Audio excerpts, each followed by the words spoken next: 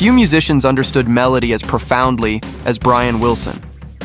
As the creative force behind the Beach Boys, Wilson revolutionized popular music with his sophisticated harmonies, emotional songwriting, and groundbreaking studio productions. Yet despite his own extraordinary achievements, he never hesitated to express admiration for Paul McCartney. Time and again, Wilson praised McCartney's remarkable instinct for melody, calling him one of the greatest songwriters who ever lived. To Wilson, Paul's finest compositions weren't simply successful pop songs. They were lessons in musical beauty, emotional honesty, and timeless craftsmanship. These are the Paul McCartney songs Brian Wilson believed were nothing short of genius. Number 10, Let It Be, 1970. When I find myself in times of trouble. Some songs become famous because they top the charts.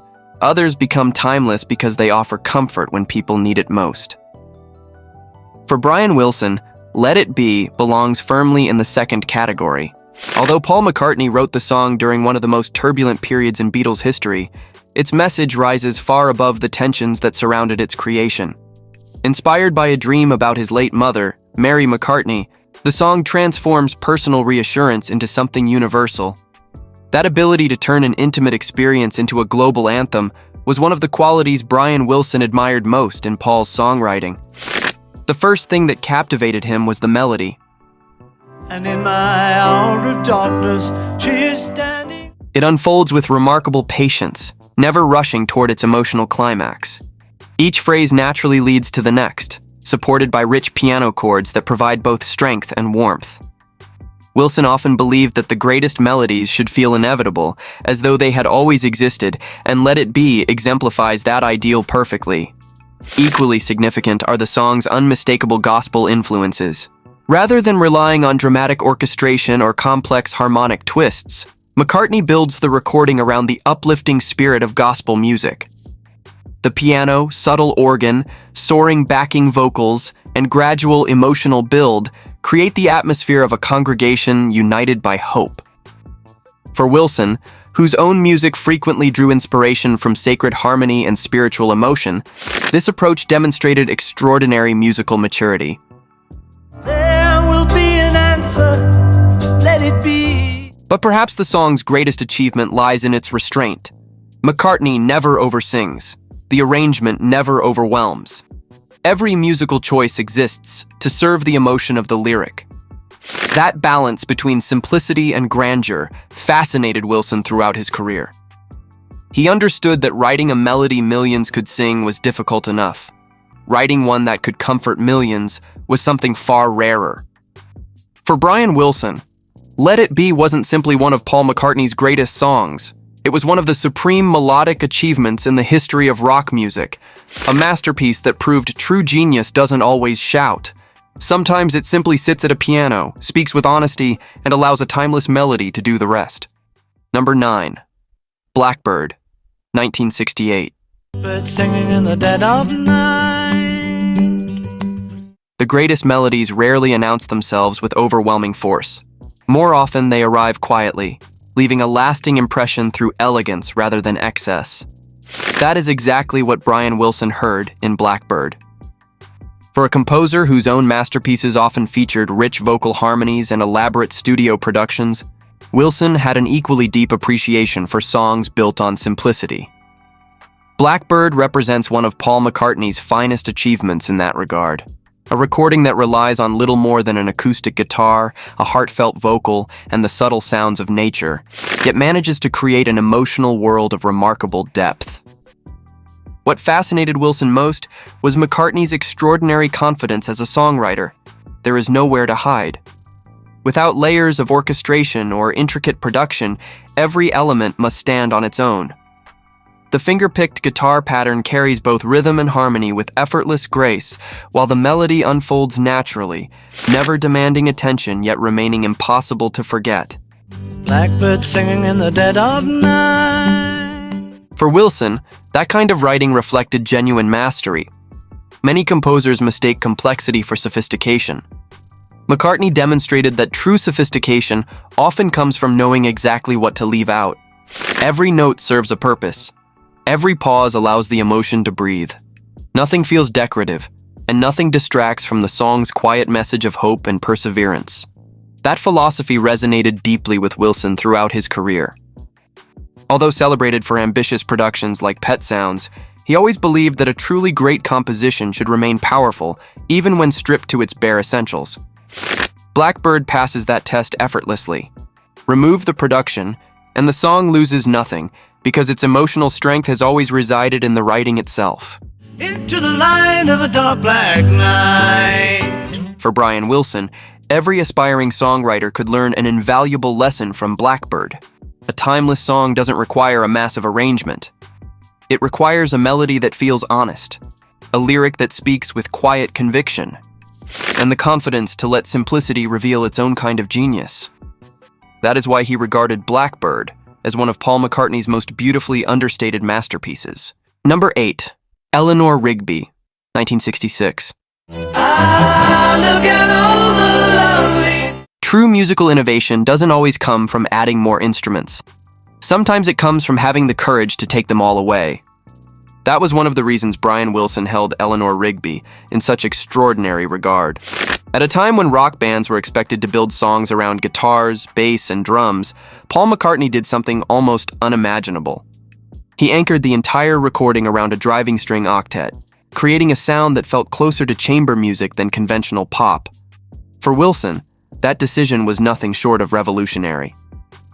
Eleanor Rigby picks up the rice in the church. As a composer who constantly searched for new ways to expand the emotional possibilities of popular music, he immediately recognized the brilliance of the arrangement. The strings don't merely accompany the vocal, they propel the song forward with a sharp, rhythmic urgency that gives every line a sense of mounting tension. Their clipped, almost percussive attack transforms what could have been a gentle ballad into something dramatic, haunting, and unforgettable. But the arrangement is only part of the story.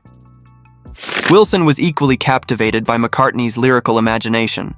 Rather than writing another romantic love song, Paul introduced listeners to lonely, forgotten figures living quiet lives on the margins of society. Eleanor Rigby and Father Mackenzie aren't larger-than-life heroes.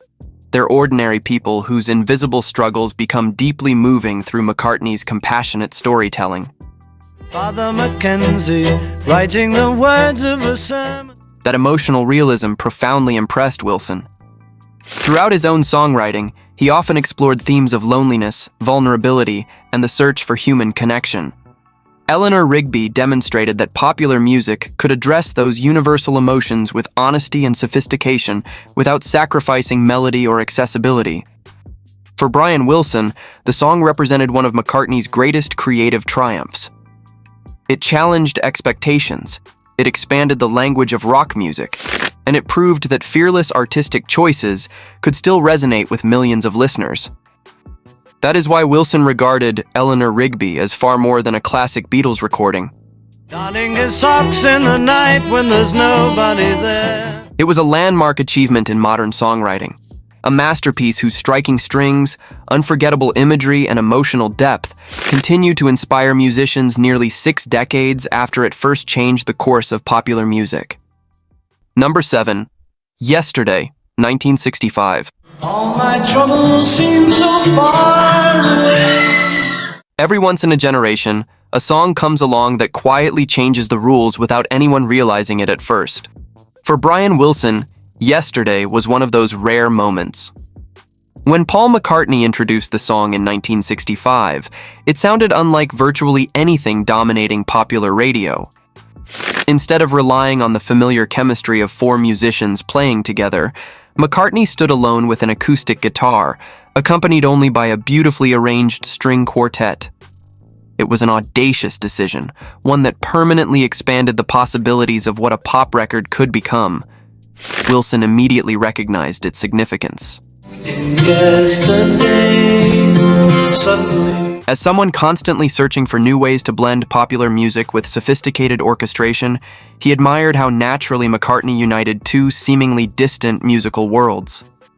The classical string arrangement never feels ornamental or self-indulgent.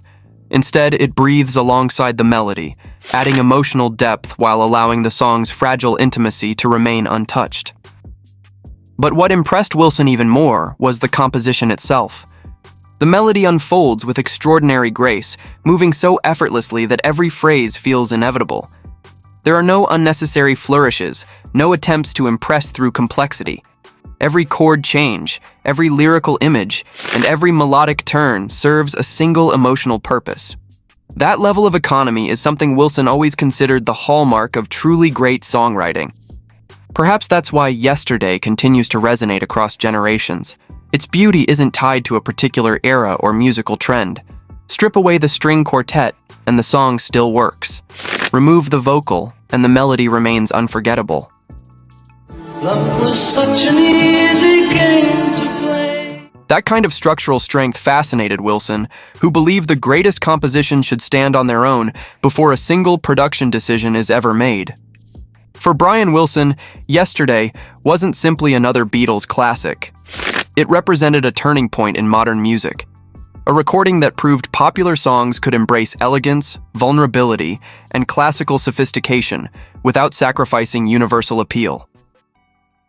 Number 6, Be the Long and Winding Road in 1970. Long and winding road. Not every masterpiece announces itself through dramatic innovation. Some reveal their brilliance through pure emotional expression. For Brian Wilson, The Long and Winding Road stands among Paul McCartney's greatest achievements because it demonstrates just how powerful a beautifully crafted ballad can be. Released during the Beatles' final chapter, the song captures a quiet sense of longing, uncertainty, and hope. Emotions that resonated deeply with Wilson throughout his own songwriting career.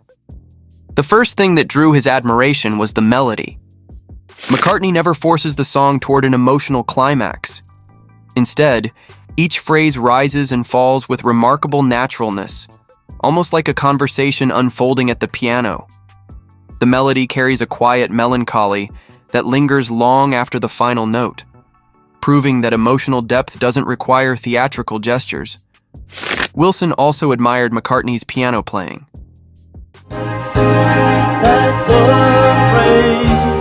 Rather than treating the instrument as simple accompaniment, Paul allows it to become the emotional foundation of the entire recording.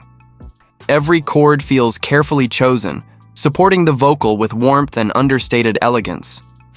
For a composer who built classics like God Only Knows and Caroline, know around equally expressive harmonic movement, Wilson recognized this level of musical sensitivity immediately. What makes the song especially remarkable is its timeless restraint. Despite the debates surrounding Phil Spector's later orchestral production, the heart of the composition has always remained McCartney's aching melody and soulful piano performance. Even stripped down to its simplest form, the song retains all of its emotional power, a quality Wilson believed separated truly great songwriting from merely impressive arrangements. Lead me to your door. That lesson mattered enormously to him. A beautiful production can enhance a song, but it cannot rescue an ordinary one. The Long and Winding Road never needed rescuing. Its strength was already present in the writing itself. For Brian Wilson, the song represents one of the highest points of McCartney's late Beatles output. A moving, deeply human ballad whose graceful melody and heartfelt piano work continue to remind musicians that sometimes the most profound music speaks in a whisper rather than a roar. Number 5.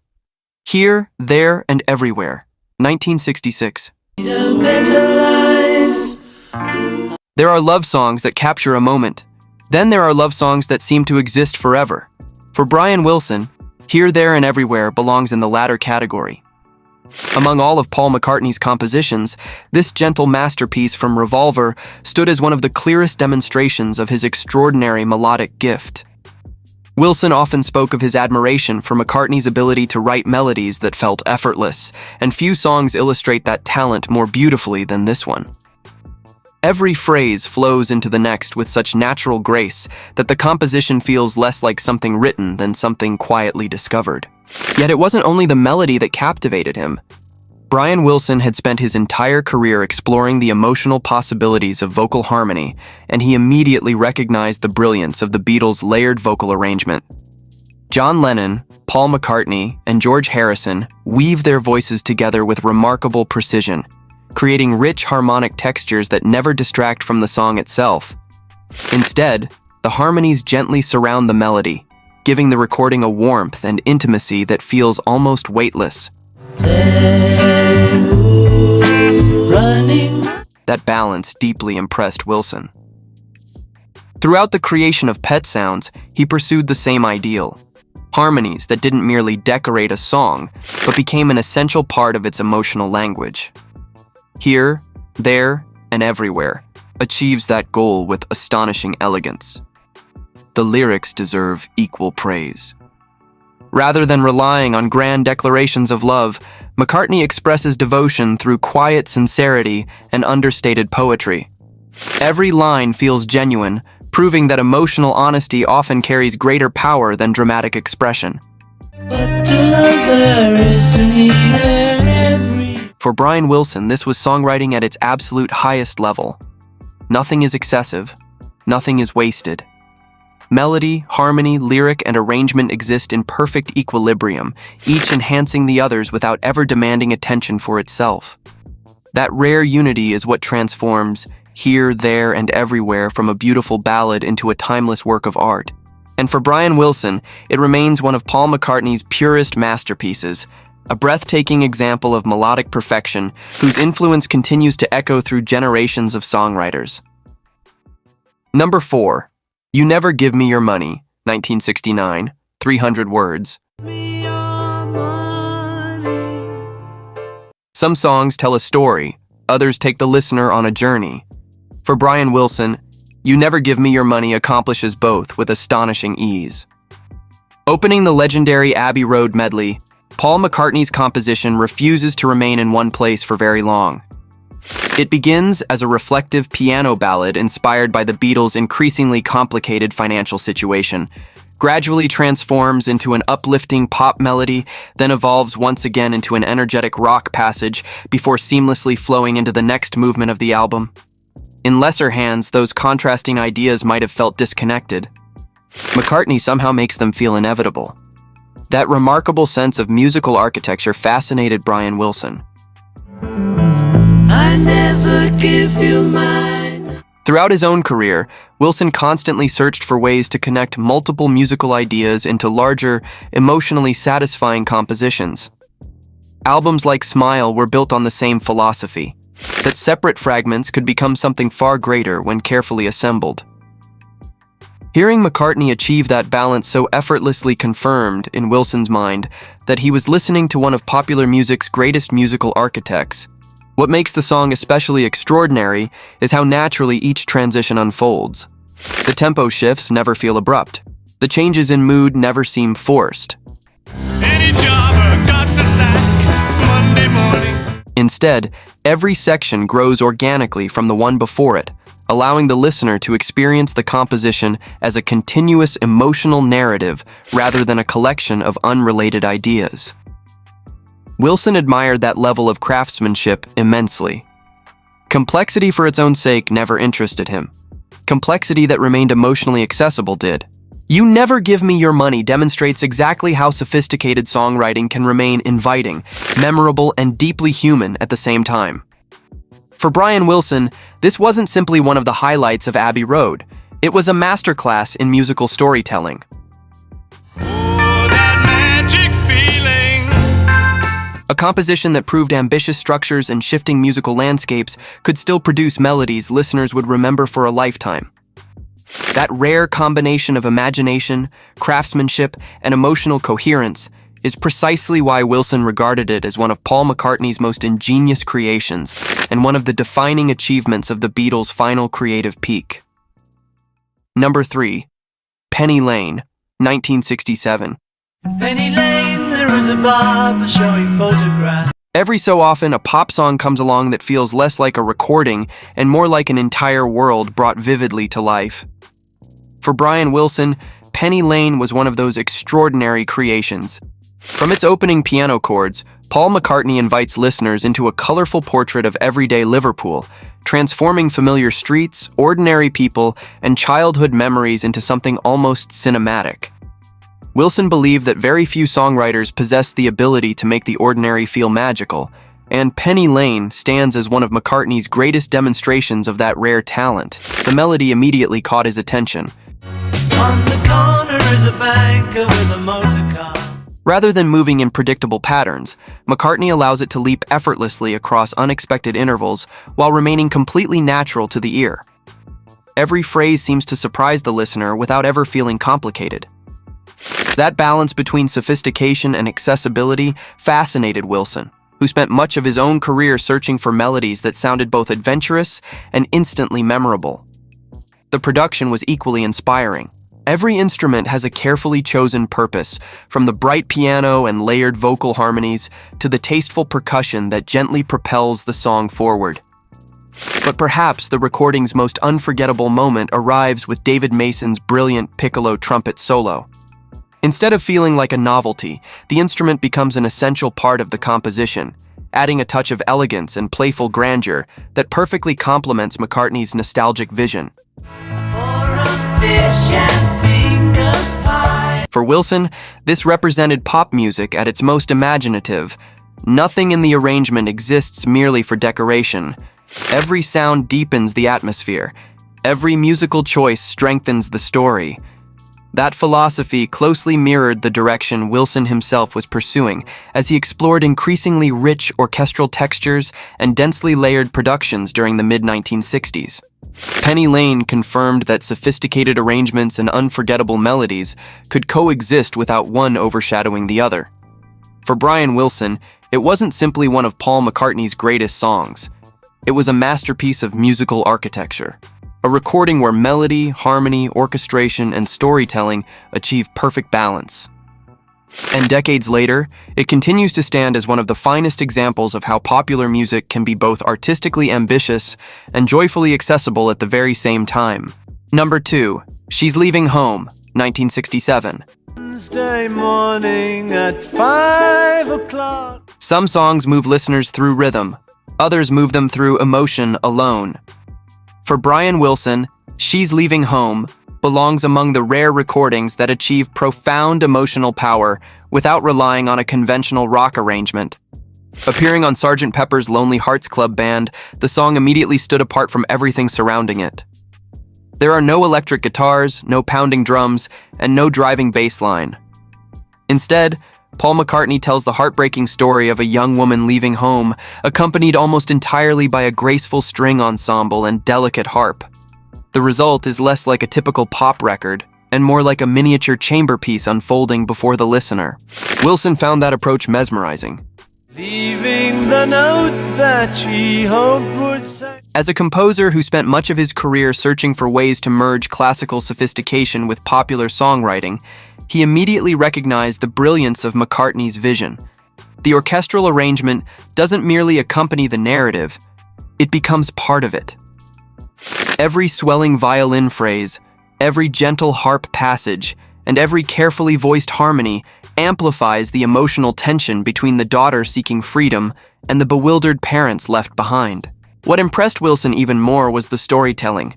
McCartney presents both perspectives with remarkable compassion, refusing to cast either side as the villain.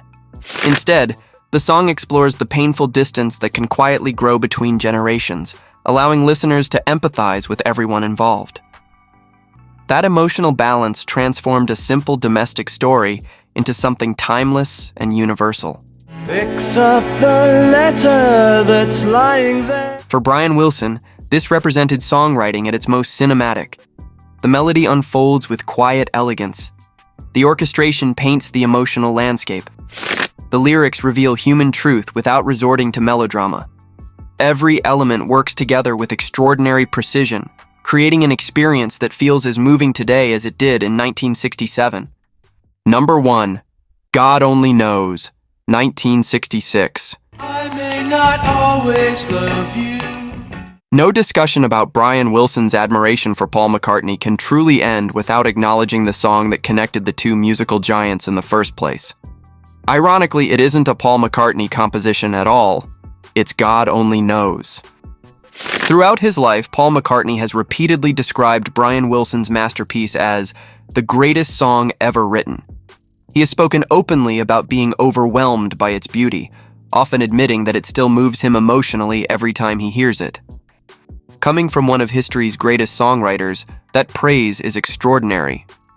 The admiration, however, flowed in both directions.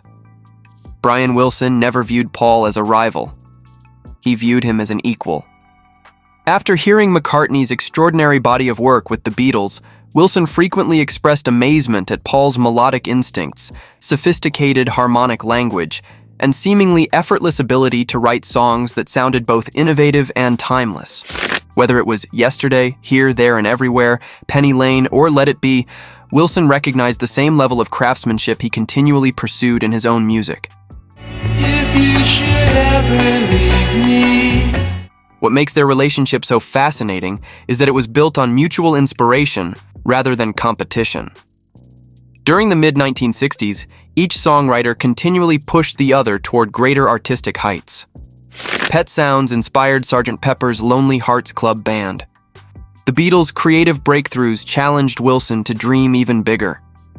Together, they raised the standard for what popular music could become, creating one of the most remarkable artistic dialogues in modern music history. God only knows what I'd be without you. For Brian Wilson, Paul's greatest songs weren't simply successful records, they were proof that melody could be endlessly reinvented, that emotional honesty could coexist with sophisticated harmony, and that popular music could achieve the same artistic depth as any other musical form. In many ways, God Only Knows and Paul McCartney's greatest compositions exist in a continuous conversation across decades. One masterpiece inspired another. One genius elevated another. And because of that extraordinary exchange of ideas, millions of listeners inherited some of the greatest songs ever written. That may be the most remarkable legacy Brian Wilson and Paul McCartney ever shared.